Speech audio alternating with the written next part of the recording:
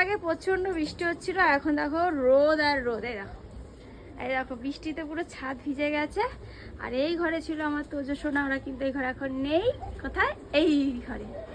এই যে দাদান মামির কোলে, আর এই যে তোজো সোনা দাদুর কোলে। এখনই সানু সানু করবে। বাবা কই? ও দাদাকে দেখছে আর মামিকে দেখছে। হ্যাঁ, আমাকে তো নিচ্ছে না, আমার মামি তো আমাকে নিচ্ছে না। দাদা খাচ্ছে বাবা।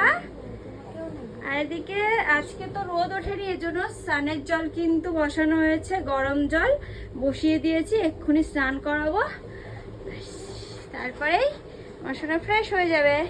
আর এখন তোমার দাদা ভাই আসলো না, ও আসবে একটু পরেই। ঘুম টুম দিয়ে উঠে উঠে আসছে, থাকিনি কালকে এই বাড়িতে, বাড়ি চলে গেছে। আমার বাবা কিন্তু সুস্থ হয়ে গেছে না বাবা?